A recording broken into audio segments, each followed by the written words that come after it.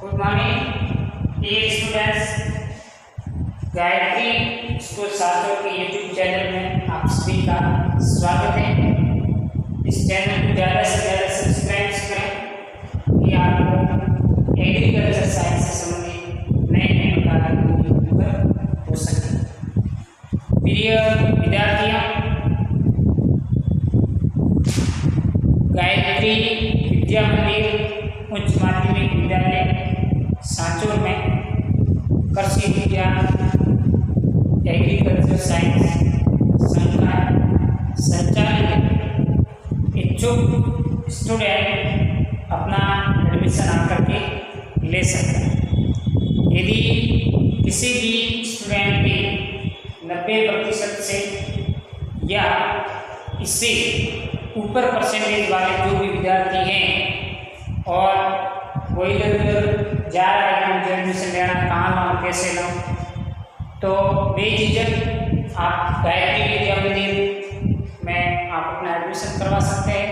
और 90% या इससे ऊपर वाले परसेंटेज वाले जो भी छात्र हैं उनके लिए फीस निःशुल्क रहेगी, लेकिन उनकी एक शर्त है कि वो 11वीं क्लास पास करके 12वीं भी उनको यहीं से करनी जरूरी है और 12th में इनकी 90% या 90 से अबव ऊपर की परसेंटेज बनाने की जरूरी है।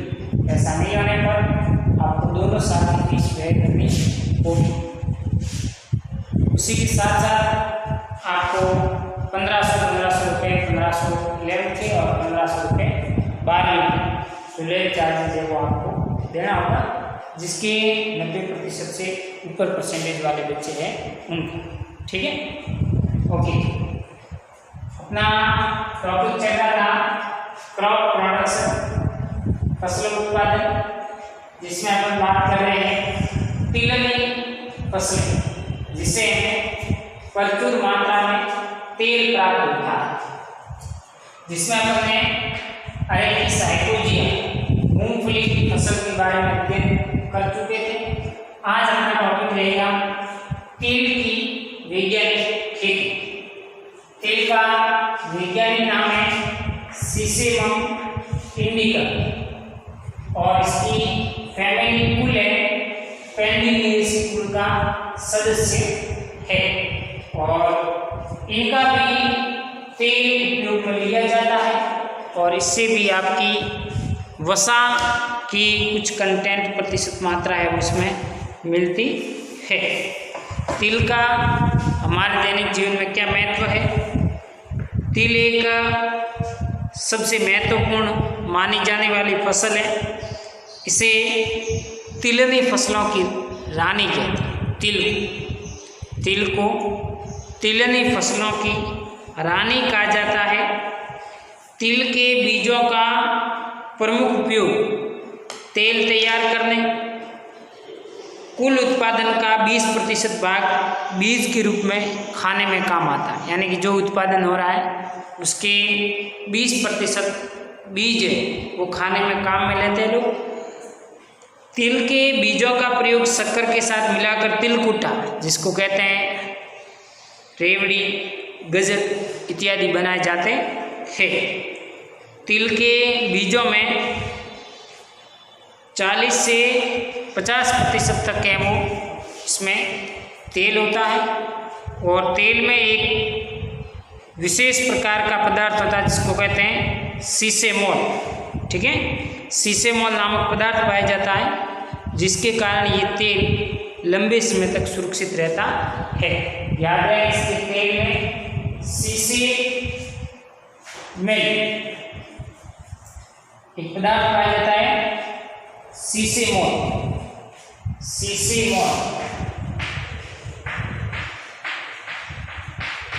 सीसेमोल नामक इसके तेल में ये पदार्थ पाया जाता है, जिसके कारण इसका तेल है वो लंबे समय तक सुरक्षित रहता है। सीसेमोल तिल की खल पशुओं के लिए पौष्टिक आहार मानी जाती है। इसका उपयोग खाद के रूप में भी करते हैं और इसका उत्पत्ति स्थान है वो अफ्रीका है और कुछ विद्वान हैं वो भारत भी मानते हैं। तिल की खेती के लिए जलवायु ये एक उष्णकटिबंधीय जलवायु की फसल है और तिल के लिए उपयुक्त तापमान है वो 25 से 27 डिग्री सेल्सियस और 50 से 60 सेंटीमीटर जहाँ पर वार्षिक वर्षा होती है वहाँ पर खरीफ की ऋतु के रूप में बोई जाती है।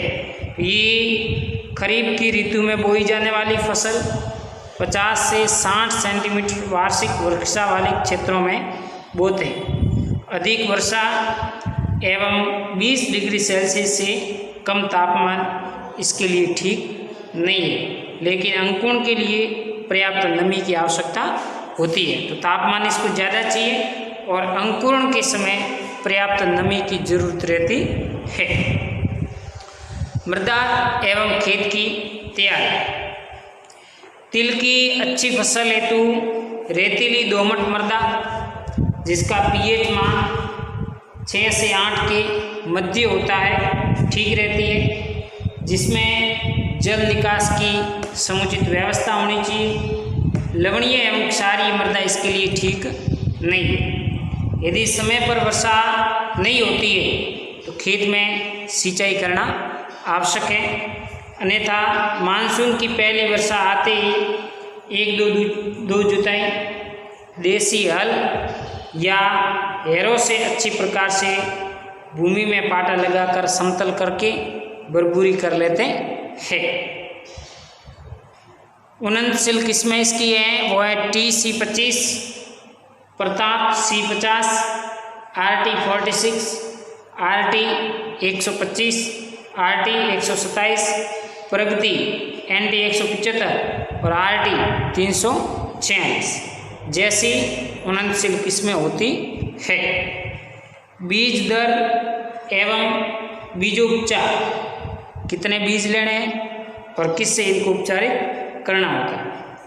तिल की शाखा युक्त किस्मों का बीज जिसमें शाखाएं आती है ज़्यादा, वो तो आप लोगे 2 से 2.5 किलोग्राम बीज प्रति हेक्टर, और शाखा रहित यानी कि जिसमें शाखाएं नहीं होती है उस बीज को लोगे आप 4 से 5 किलोग्राम प्रति हेक्टर की दर से।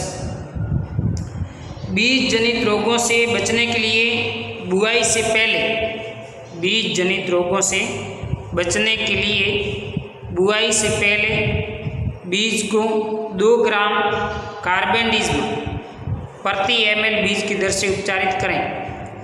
बीज से संबंधित होने वाली बीमारी किससे बचने के लिए आप 2 ग्राम कार्बेंडिज्म लेकर के प्रति ml बीज की दर से आप इसको उपचारित करने से फायदा मिलता है। जीवाणु अंगमारी रोग से बचने के लिए स्ट्रेप्टोसाइक्लिन, जीवाणु अंगमारी रोग से बचने के लिए स्ट्रेप्टोसाइक्लिन प्रति 1 ग्राम 10 लीटर पानी में इसको घोल करके घोल में बीजों को 15 से 20 मिनट तक भिगोएं एवं छाया में सुखाकर इसकी बुआई करने से भी फायदा होता है। तो ये हो गया बीज दर और बीजों का उपचार। बीज से संबंधित होने वाली बीमारियों को आप कार्बेंडिज्म काम में लेंगे और जीवाणु अंगमारी रोग से बचने के लिए स्ट्रेप्टोसाइक्लिन मेडिसिन का उपयोग कर सकते हैं। बुआई कब करनी है और इनकी विधि क्या है। तिल की बुआई 15 जून से 15 जुलाई तक कर देनी चाहिए। देर से बुआई यदि अपन करते हैं तो इसमें उपज थोड़ी कम प्राप्त होती है। तिल की बुआई हल्के पीछे कतारों में 30 सेंटीमीटर की दूरी पर 3-4 सेंटीमीटर की गहराई पर बुआई करते हैं। कतारों में पौधे से पौधे के बीच की दूरी 10 से 15 सेंटीमीटर रखते हैं। और तिल की एक तो ये होगी आप हल्की सहायता से कर सकते हैं, दूसरी एक विधि आती है जिसका नाम है छिटकाव विधि, यानी कि जुताई कर ली, खेत तैयार कर लिया, समतल कर लिया, पाटा लगा लिया।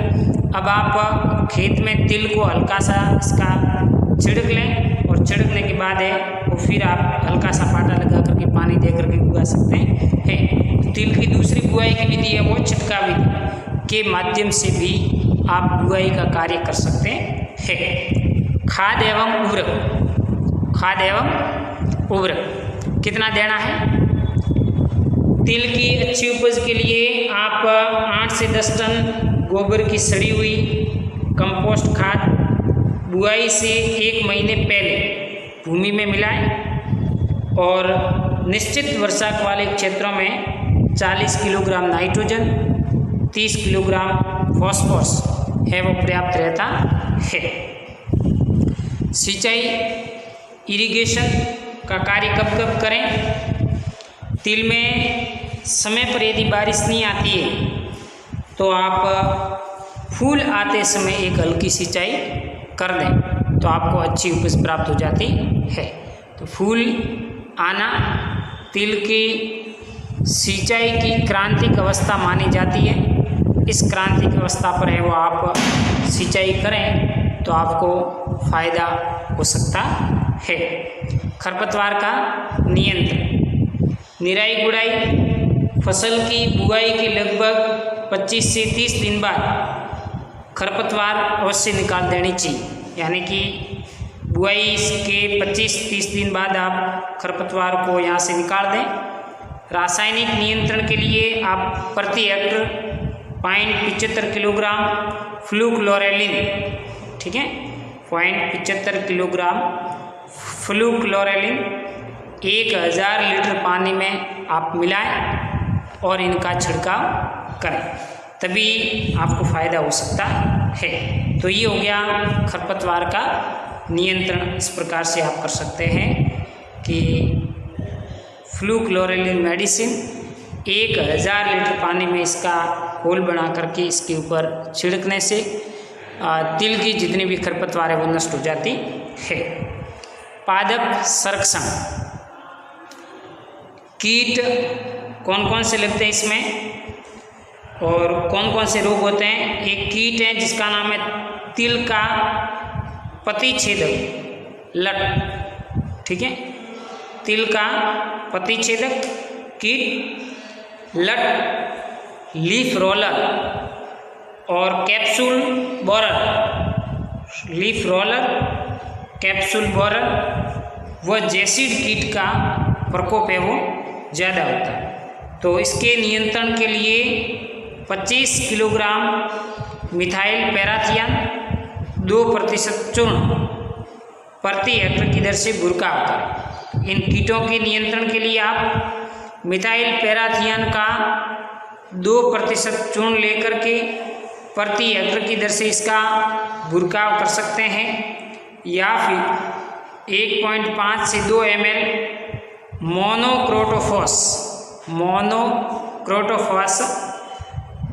36 SL को प्रति लीटर पानी में मिला करके 15 दिन के अंतर पर आप इसका छिड़काव करने से भी फायदा होता है। तो ये कार्य आप कर सकते हैं इन कीटों के नियंत्रण के लिए। एक मेडिसिन है मिथाइल पैराथियन, दूसरी दवाई है आपकी है वो है मोनोक्रोटोफॉस। रोग, कौन कौन से रोग हैं? मुख्य रोगों में इसमें एक तो है झुलसा या अंगमारी रोग, एक होता है छासिया, जड़ गलन, तना गलन और पत्तियों का धब्बा रोग इसमें होता है। झुलसा एवं अंगमारी के नियंत्रण के लिए आप मैंकोजेब 2 ग्राम प्रति लीटर पानी की दर से छिड़काव करें। तो ये तो हो गया झुलसा और अंगमारी रोग के नियंत्रण के लिए कौन सी मेडिसिन लेंगे? मैंकोजेब 2 ग्राम प्रति लीटर पानी की दर से आप इसका छिड़काव करें। छासिया रोग के नियंत्रण के लिए प्रति हेक्टर की दर से 15 से 20 किलोग्राम जो सल्फर आता है, गंधक का पाउडर आता है, उस गंधक चूर्ण का बुरकाव करें। तो इससे भी आपको ये फायदा होता है। हार्वेस्टिंग, फसल पककर जब पीली पड़ जाए तो हंसिए की सहायता से काट कर छोटे छोटे बंडल बांध लेते और सूखने पर इसे उल्टा करके इसके बीज निकाले जाते हैं। यदि ज़्यादा भीगा हुआ है तो और वापस इसको धूप में सुखाना है और हल्के से डंडे की सहायता से उल्टा करके कूटोगे तो सारे के सारे बीज वो अलग हो जाते हैं। अनंत कृषि पद्धति के क्रियाकलाप यदि आपने अपनाए हैं तो आपके प्रति हेक्टर की दर से 6 से 8 क्विंटल तक हैं वो तिल उपलब्ध हो जाता है। ये थी तिल सीमेबम इंडिकम की वैज्ञानिक खेती का वर्णन। Okay, thank you.